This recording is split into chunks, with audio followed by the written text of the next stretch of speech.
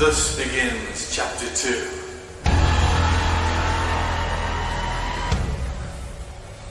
Of the teacher, even if they be young, illiterate, or addicted to the enjoyment of sense objects, even if they be servant or a householder, none of these should be considered.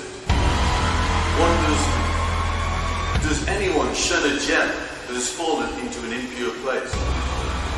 In such a case, one should not consider even the quality of scholarship. A worldly person should recognize only the essence.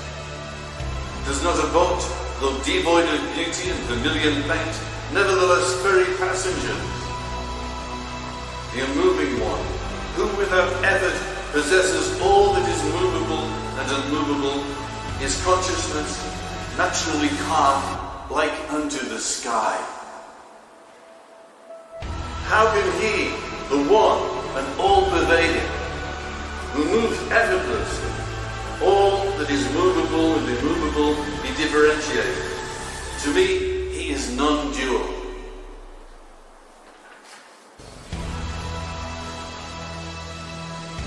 I am verily supreme, since I am the Absolute, more essential than all the essences, since I am free from birth and death, calm and undifferentiated. Thus I, free from all components, am worshipped by the gods.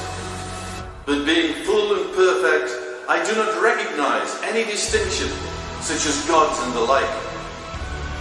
Ignorance does not create any doubt. What shall I do, being endowed with modifications of the mind? They rise and dissolve like bubbles in water. Thus am I ever pervading all existence, beginning with cosmic intelligence, pervading soft, hard, sweet and pungent substances.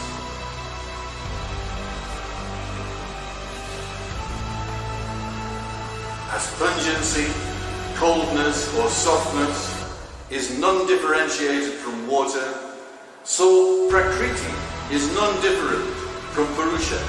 Thus it appears to me. The Lord of the universe is devoid of all names. He is subtler than subtlest. Supreme. He is spotless, beyond the senses, mind and intellect. Where there is such a natural being, how can there be an I? How can there be even you? How can there be even the world? That which has been described as being like ether is indeed like ether. That is consciousness, blameless, omniscient and perfect.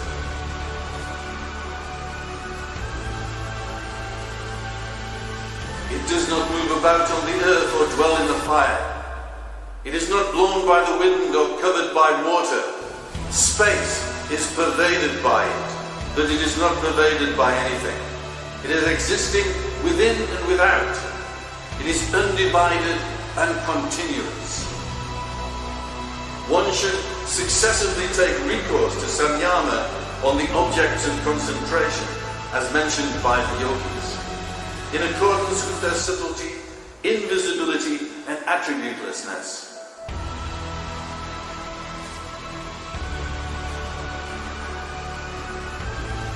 When, through constant practice of one's samyama has no energy blockage to remove, then, being divested of merits and demerits, one attains the state of complete dissolution in the Absolute through the transmutation of the blockage object of concentration, but not before then. For the destruction of the terrible poisonous blockages of this universe, which produces the unconsciousness of delusion, there is but one infallible remedy: the nectar of naturalness. That which has form is visible to the eye, whilst the formless is perceived mentally. That, being beyond existence and non-existence, is called beyond both. The eternal existence is the universe. The inner existence is called Prakriti. One should try to know that which is more interior than the inner existence, that which is like water within the kernel of a coconut.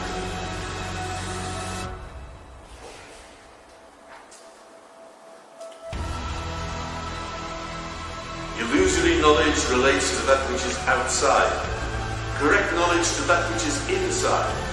Try to know that which is more interior than the inside, that which is like water within the kernel of a coconut.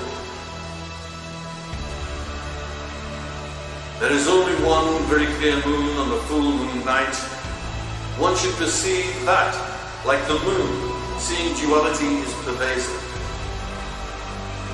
No duality can touch the conception of Brahman, because it is all-pervasive. The wise who teach this acquire boundless patience, and their disciples can never be too thankful to them. Whoever, whether he be ignorant or learned, attains to the full awareness of truth through the grace of the teacher's wisdom, becomes detached from the ocean of worldliness. He who is free from attachment and hatred, devoted to the good in all beings, fixed in knowledge and steady, shall attain to the supreme state. As the space within a pot dissolves into the universal space when the pot is broken, so the yogi, in the absence of body, dissolves into the supreme self, which is his true being. It has been said that the destiny of those devoted to action is the same as their thought at the end. But it is not being said that the destiny of those established in yoga is the same as their thought at the end. One may express the destiny of those devoted to action with the organ of speech, but the destiny of the yogis can never be expressed because it is transcendental.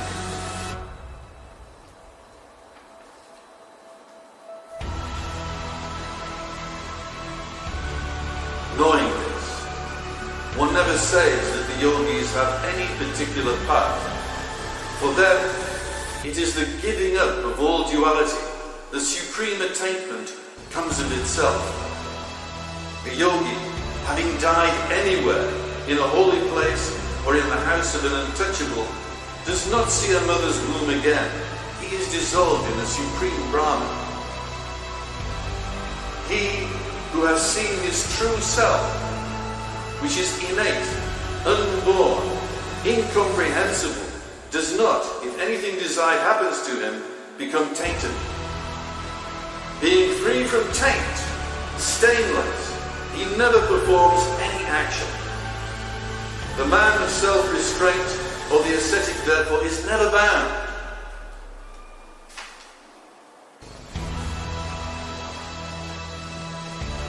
He attains to the Supreme Self, who is eternal, pure, fearless, formless and supportless, who is without body, without desire, beyond the pairs of opposites, free from illusion and of undimmed power.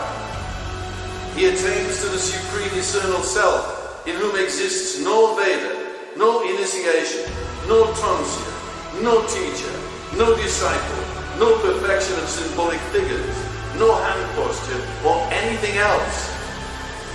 He attains to the supreme eternal self, in whom is neither Sambhavi, nor Shakti, nor Anavi, initiation. Neither a sphere, nor an image, nor a foot, nor anything else. Neither beginning, nor ending, nor a jar, etc.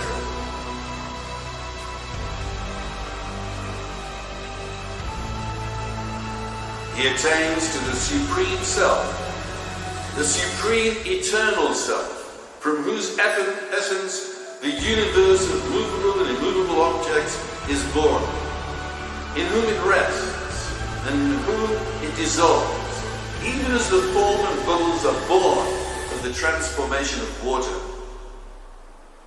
He attains to the supreme self, the supreme eternal self, in whom there is no closing of nostril, no gazing, no posture, and in whom is neither knowledge nor ignorance, nor any nerve current.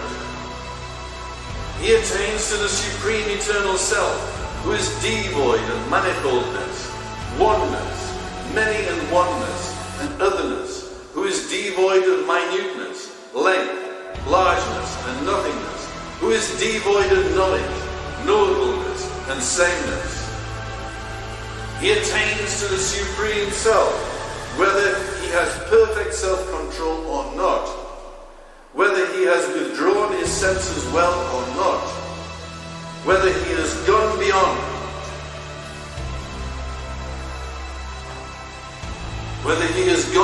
activity or is active. He attains to the supreme eternal self, who is not mind, intelligence, body, senses or egotism, who is neither the subtle elements nor the five gross elements, nor of the nature of space. When injunctions cease and the yogi attains to the supreme self, his mind being void of differentiation, he has neither purity nor impurity.